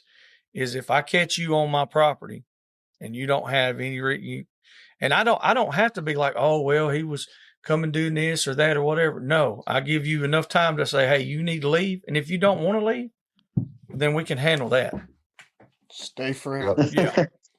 Like if I ask you to and you don't, well, then that's another reason why we're allowed to have a lot of weapons. Yeah, because Alabama's stand your ground. Yeah, Nathan just shoot you and just, but that's over. No, Well, I would never shoot anyone or harm anyone ever. no, he would never Ever. do that. That's I'm a another guy. pacifist. He's full shit too. But anyway, that's I haven't pretty been in a much fight in like months. 37 minutes. Months. I'm a lover, not a fighter. He loves to argue. Oh, I'm going to He argue. loves to argue and fight. Yeah. He ain't never argued with me. I don't know what you're talking about. He just looks at your mustache and gets Dude, mesmerized. I got that TikTok live was lit earlier. I'm getting back on there as soon as we get done. I'm finna stir that shit. Oh God. I almost feel if I can't get some death threats today. I got a man guy this that week. commented. He said, I hope your children die in torment. Damn. That's Yeah. it. I'm like, Weak. I looked at Rookies. Cody. I said, what kind of person I don't give a shit who you are, but Loves a wild like pig you more. can be the different, but would wish your children to die. Like Yes. I was like, what kind of person says shit like that? Obviously they'd never say it to your face, but it's just, Oh no. I don't care if it's Joe Biden's kid. I don't really care. Like I don't wish their kids to die. Like No. I mean, I don't like them. I don't like a lot of people, but I would never think that, much less tell them that. I was like, these people are crazy. Has man. the girl started doing the voodoo hexes on you yet? I've had a number of things, Hex but the it's usually Vex. shit I can't understand. Well, no, there's one that says Hex the Vex, and like she's only gonna do you got to be somebody for real now. And I mean, I'm telling you, you're working your way up there. Then I ain't. No, you're working your ain't way that up there, bad. so expect it. It's coming. Me and Python Cowboy was laughing, and she got the David Ellis. She got him too, and I was like, I have to communicate with him a little bit, and then I just block them. I'll get them all fired up, and then I'll be like, nah, block. Oh yeah. Keyboard warrior. Yeah. That's what. Yeah, I'm I don't doing. even respond to them anymore. I just block their accounts straight away. I used to get some ripping ones. I had this Sheila screenshot a heap of my posts and posted on her own page and asking people to pray for me because the devil has me and I'm the devil's advocate and I must have a really small penis and fucking all sorts of stuff. And I was like, Well, I'm actually really touched that she took the time out of her day give me some public viewing. Fucking, some people are just retarded. yes. I had one the other day said, this is below poverty white trash or some shit like that. I was like, hey, let me borrow $100. That's what it says. Like, let me borrow $100. I'd post better videos. If I had more money, I'd post better videos. Like this is all I do, guys. Calm down.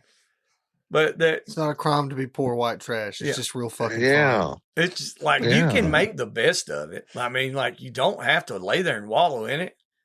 Well, you kind of do, but you can have fun while you're doing it. You can be drunk while doing it. Yeah, you can get drunk and do it. I've done that before. More people can drink. Sure. Yeah, like I did that Friday night when Tom Cochran come down, and we sat and drank bourbon and Coke, and we were in a little single wide trailer down in the swamp. He's picking a guitar, and we're singing and having a great time. I like being. And it cost like 42 cents. Yeah. And then, I mean, like it was cheap. There was nothing special. Nothing special. It was amazing. But I've had less fun in $1 million mansions. Mm-hmm. That's extra whiskey tango there. Yes, sir. No doubt about it. Okay. So, what's the biggest hog you ever caught? Let's hear that lie. I mean, let's hear that one. 10 pounds. I said hog. Oh, Not Shit. pig. You're trying to show off. My biggest pig was 100 kilos on the dot. Oh, okay. I So- got you. 205, 210, something like that. Got 220.0462 pounds. Fucking Nailed look it. it up. I'm Yeah. telling you, I'm a mathematical genius, boys. I do And this shit. it was Plus, Nathan it already was had the actually- calculator out. I was about to say, Nathan, please tell me he's wrong. No, I'm dead serious. Like Nathan, like he had the calculator, but I really do pride myself on being able to multiply and add. And Math? subtract. You math well? No, I don't math really good. I can Math add real well. and subtract and multiply pretty well. The rest of the shit I don't do. What's that other stuff? Division. Who does that? Nobody's doing it. Let's divide. No, let's stay together, people. We don't want any division in this place. Fuck division. We want to stay together. Not a big fraction. And I got guy. kicked. This guy hates fractions. I don't want a part of nothing. I want it all. I got kicked slap out of fucking high school because of that. Plus, I don't play. They had recess. I'm not about that either. oh god. Anyway, you about a 220-pound pig. Yeah, and it wasn't even my favorite pig that I've ever caught either. It really did fuck all. I love it. Tell us. It really did. You- Fuck off. Hold on, it did what? This is my biggest pig and it sucks. Fuck off. It's fuck Explain off. further. Explain further. I needed to I hear can't that. do this. Oh, I can't do this.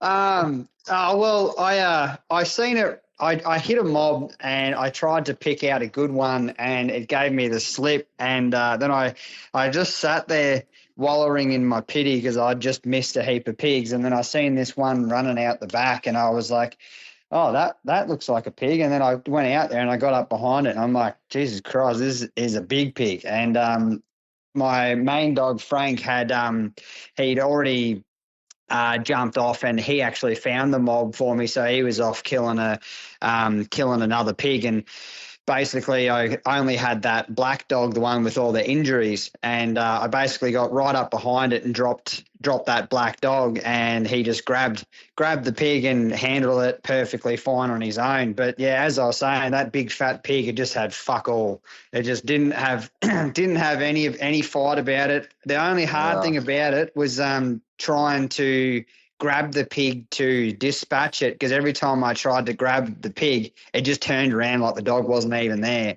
It just was. It put me up a tree, and Todd just hung it perfectly fine. So It's a good pig. yeah. So, but no, in that same area is where my favourite pig came from. It was about 89 kilos.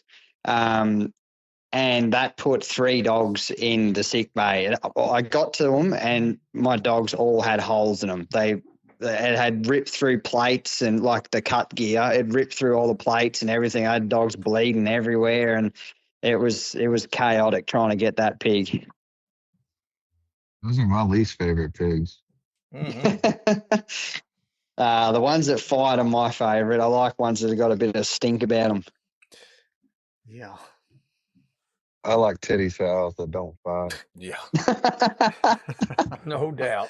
Just hang them and go in there and take your time. And those are my favorite.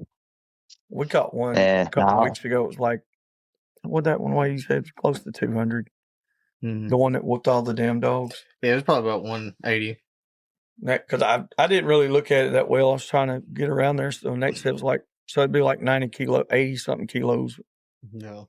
So, but he was mean as fuck, like for real. Like he had some fight to He him. was down in a creek, like shoulder deep on him, and he just looked like a little hippo down there. Mhm. Yeah, bulldozing. He whooped everybody's ass.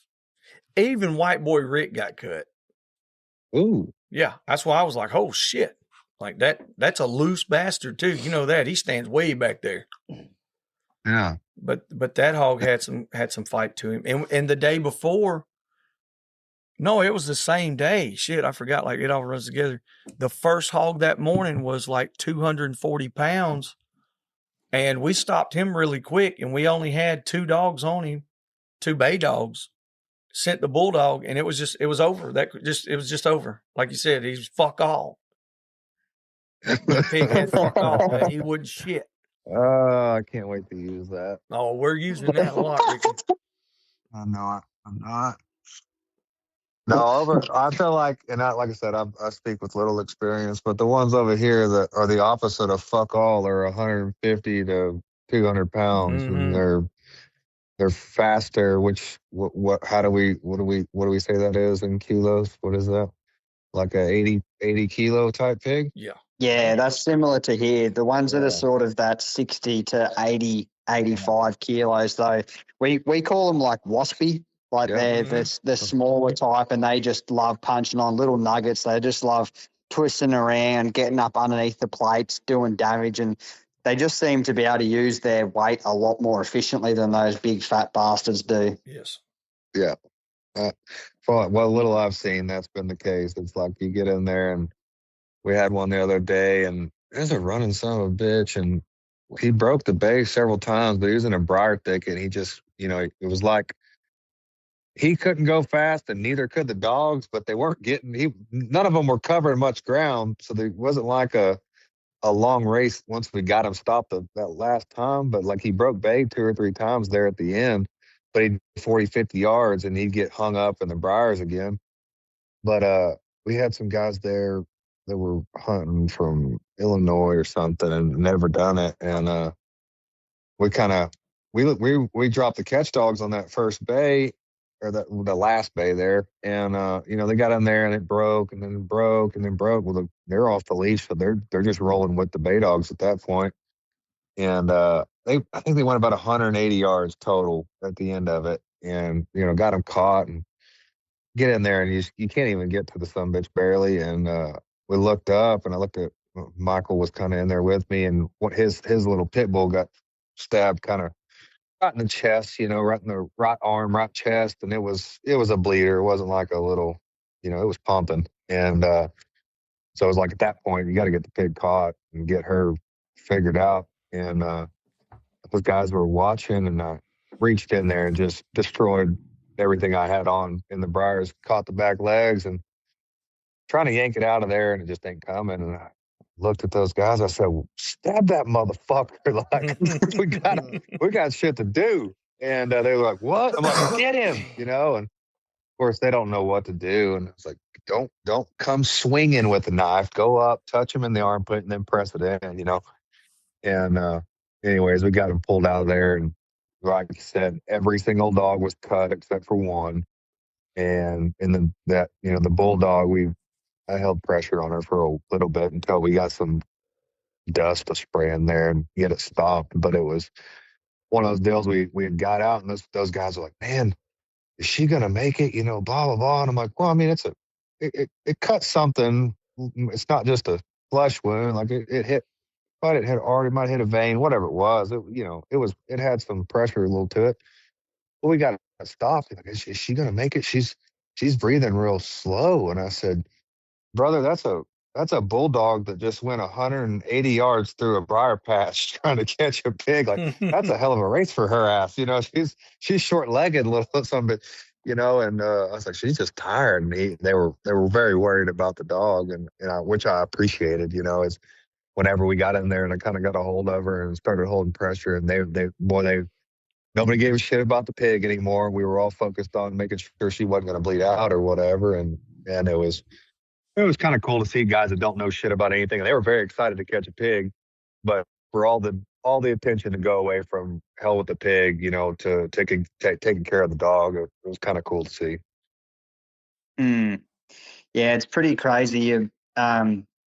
Like a lot of people think that you don't care so much about the dogs or whatever. But as soon as any of the dogs go down or whatever, like you forget everything else, and it's just all about that dog. Like screw the game, screw everything. Like your dog gives its all for you every day of the week, everything you ask of it, and then when they need you, you've got to be able to give them the same back.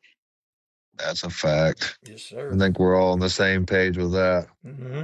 Even people that aren't really that don't know. I think it probably shined a light on that to them. I'm sure because they were a little bit more freaked out about it than we were because we've seen it a handful of times or whatever. But it was most people have a passion for the dog no matter what, and we have that times 100 because we put so much work into it. And I think we appreciate them more than somebody that doesn't have a working dog. You got a couch dog, that's cool and stuff. Like I've got one of those, but truly having passion for a working dog and appreciating what they can do is a whole different breed. Yeah, no, I feel like hunting dogs and their owners have a lot more of a connection than people do with their pet dogs. Like that, obviously those people love their dogs and everything. They spend a fair bit of time with them, but like when they go on a holiday or something, that dog normally stays home. Like when we go on holidays, our dogs are going with us, and they're the main purpose of the holiday. And like you're in such a close capacity working with that dog, and you build a special connection with them. And then when you see your mate go down, like you go, fuck, nah, he's not right. He's normally not like that. He's hurt. I've got to bloody pick him up and carry him back to the ute to get him some help. So. Yeah, that's a fact. I think that's the biggest misconception. I've run into that. I carried a lot of people hunting over the years, and that's one of the main things that they start out being really concerned, like you said. They're like, "Well, man, is that dog gonna be okay?" It's like, "Well, yeah, it's not bad, But I have had him go with me where it was bad, where we're like the opposite side of it. They see how quick we respond and how well prepared we are. Even though in our minds we're losing our shit, like, oh my God, it's like you said, this is my buddy, this is my friend, this is my partner, and we're doing everything, we're exhausting every resource, and if we can't fix it ourselves, we're going to go to the vet, and we're going to. It might cost $3,000, $5,000. Whatever, and we're going to make it happen. Payment plan. Yes, and that's a fact. Like Louis got hit, wasn't doing so well. Next day, we drove from here. We drove 5 hours one direction to a vet that we trusted and that we knew. We drove 5 hours one way, and then you get smart asses like, y'all don't care about your dogs, motherfucker. I care more about my dog than you do your kids. Yeah, fucking. I promise you. It drives it. Yeah, no, and people don't understand either. Like a lot of the people that will say something like that, like your dog might have a little bit of a scratch on its leg or whatever, and it's just superficial. And like it's one of those things that you go, oh, he can lick it.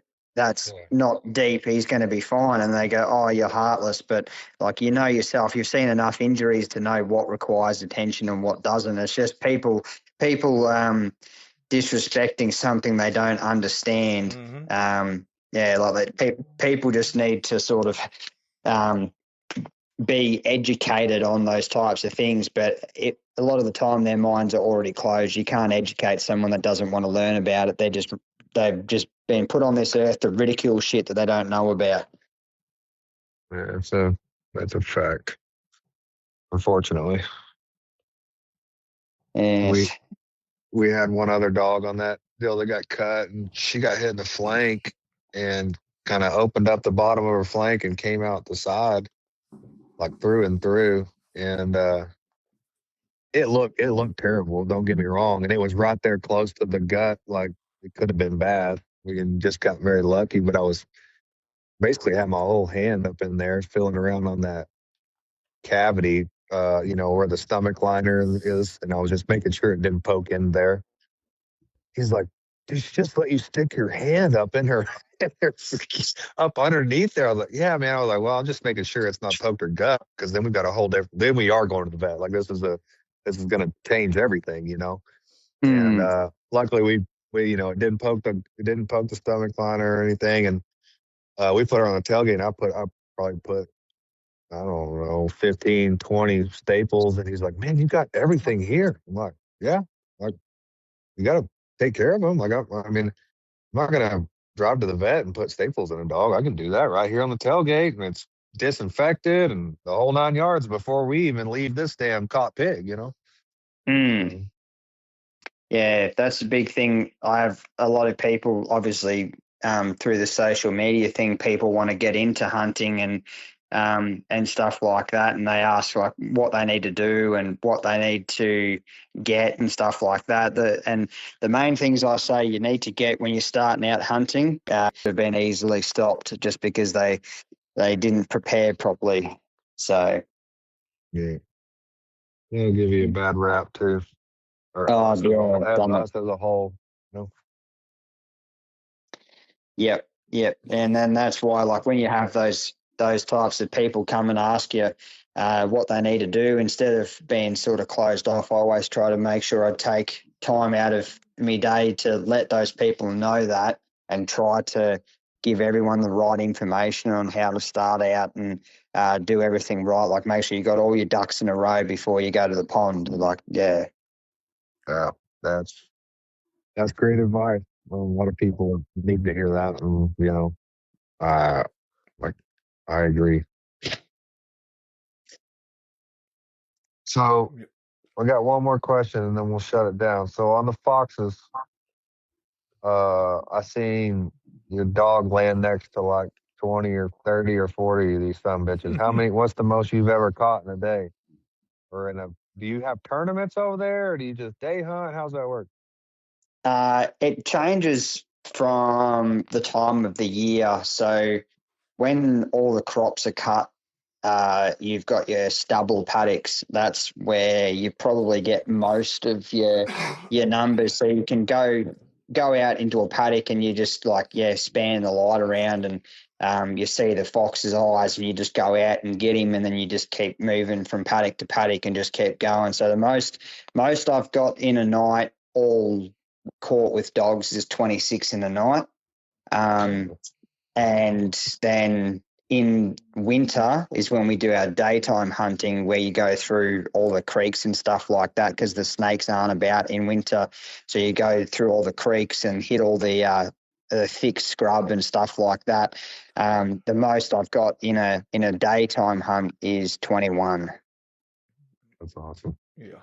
Yeah, so I know a few blokes in the area here that do just shooting, and they go out and shoot all the young foxes when they've sort of just starting to grow up. They shoot a heap. They can get anywhere from 40 to 50, and some blokes in New South Wales, they can get nearly 100 in a night. Like that, it just all depends on where you are and what the population is like at the time. Yeah, there's not a lot of foxes where I'm at, but there are parts of Texas where you can go out and they're very easy to call in, and they'll shoot 40 or 50 in a night. But it's not, I don't see very many people doing it with dogs. It's all thermals and shot, all the nighttime stuff and with guns. But yeah, there's parts over here that have them. But it's a gray fox, I think, is the most prevalent kind of over here in parts of Yeah, Texas. they're a bit bigger too, aren't they? Yeah, and then there's red fox too, but seems like there's another one. Joe, you ever heard? I'm gonna sound like an idiot. A kit fox. Kit fox, yeah. Yeah. Yeah. He has swift fox. You have swift fox, kit fox. I think like the northeast U.S., that's where most of your reds are going to be. Mhm. They have a lot more red fox, right, Nate? Yeah, there's a lot of red We have fox. a lot of grays here. We have a good mix Right. here. Yeah. But a lot of places with a lot of coyotes, because coyotes eat gray fox, because they're not in the same genus. Because red fox aren't native here; they're brought over from Europe. So Yeah. every red fox in North America is invasive. and they'll eat some gray fox, and then coyotes will also eat gray fox, and they're more feline than canine. Like they're Yeah, their they're own like more like a genus. cat. Yeah, Yeah, they're Eurocyon. They're Yeah, their it's a own mix thing. between the two. That's why you can't catch them with quad hounds. They got retractable claws. They're funky little dudes, but they're a little bit smaller than red fox. Most red fox would be like 14, 16 pounds as a big male here, and most gray fox is going to be like 11, 13. Like I think the biggest one I ever caught and weighed was like a 13-pound male. Yeah. And I caught him that's in big. trap. Yeah, it's pretty big. Do your red foxes over there, do they kill a heap of shit like they do here, or are you sort of more chasing the coyotes Depends that on do where all the it's at. damage? We don't have a lot of predation in general because we don't have a lot of livestock. Yeah, not where we live. Not where we. That's what I said. It depends on where it's at. I think, like we said, in the Northeast, Yeah, in certain areas, like where you have a lot of people who have chickens and birds and stuff like that, they predate those really bad. yeah, that's probably the most common form of predation Yeah. from like fox is like chicken coop robbing. Yeah, and then here we have big farms, poultry farms, basically chicken houses, is what we all call them, and you'll find foxes really prevalent around those. But a lot of times they're They're scavenging. I was going to say they're eating chickens. They're eating dead chickens, and then you can you like Ricky was talking about. You got a lot of people here that run thermals, and they'll set up at night and shoot them, and then when they grow up and their balls drop, they'll get them a foxhound. And they'll run them. That's right. Catch them with a dog. That's the only way. Yeah. It's the only way. There's no other way to do it, guys. Yeah, no, dogs is the only way for me. At one point in time, though, that's the only way I would hunt, period. Like, it did not matter what I was doing. We were going to catch it with some terriers, no matter what. Whether we had to dig to it, whether we had to run it up a tree or chase it off a bluff or catch it in the river, it don't matter. Like, it's going to have something hanging off of it. That's the only way. Yeah, I try to explain to a few people about what it is about the dogs that that excites me. I was telling a mate about it the other day, and he said that I should have clipped up what I said and used it on an Instagram reel or whatever. But basically, the consensus of what I was saying is like to get a similar feeling from shooting, like going out shooting things as we do with the dogs. Like it'd have to be like 150 kilo pig running straight down your barrel that has bloody 6-inch daggers hanging out of its mouth and like it's coming straight for you. Like when you have a dog that you bring up from a pup, it literally depended on you for most of its life, and then you are able to train it and take it out, and it jumps off the back of the ute on its own steam, following its nose. It runs off into a thick bit of scrub or whatever, and you just hear it hit that ball. Like the hairs on the back of my neck stand up every single time it happens, and I don't think it's ever going to go away. It's just crazy that you can bring something up from a sweet little pup to just a dangerous weapon of a dog that is going to find your animals and sort out those animals. Like it's just, it amazes me like that they can go from that to that. Yeah, and also keep it at the house with your kiddos poking their eyes and pulling their ears. And Yeah, that's a massive one. Yeah, if there's any dog that's any type of handler aggressive or like kid or stock aggressive, they don't have a place in my pack at all. Like they've got to be able to be trusted in any aspect. Like any aspect at all. If there's a single doubt in my mind, it doesn't stay. I have to agree. I mean, I've had quite a few that were really good at their job, and then, I seen the stuff I didn't want to see, and they had to go. Yeah, and some of those dogs could be perfect in someone else's yard. Like they might not have stock, they might not have kids, and they might just want that absolute bloody ferocious sort of animal that only listens to them. But for me, I need my dogs to be able to listen to anyone that comes in, and yeah, like I like mine to be like I would settle for a little less hard for more trainability. Yes. Yeah. It goes for a lot of things. Mm-hmm. Oh shit, yeah, yeah, women too. Yeah. Oh yeah. Uh, oh, that's awesome, man. Well, Caleb, dude, I appreciate you coming on. That's the first time I've had anybody on the little segment that I've got from Australia, and I really appreciate you coming on, man. It was cool, and I learned a lot of different things, and Mm-hmm. we love. It's for me, it's just a continuation of learning, and I want to learn. I want to hear about it all, and it's cool to do it firsthand, So I appreciate you coming on, man. Yeah, no, thanks Ricky, Joey, and Nate for having me on, and happy to do it in the future again if I have a few more stories to tell in the future, and Yeah, You bet, man. Definitely a good. This is probably one of the best guests that we've had, Ricky. Oh, I agree. Not that I didn't like love the other guys, but I just, It's been fun. it's been fun. It's been a fun time. I appreciate that a lot. Cool, buddy. Well, you have a good one and keep grinding, man. And we'll talk soon. You too, guys. Thank you. All right, appreciate it. Nice. Bye. Hope you enjoyed that episode. If there's anything or anyone you'd like to hear on the podcast, or if you'd like to come hunt with us, don't hesitate to contact us at dixiedoggers01@gmail.com.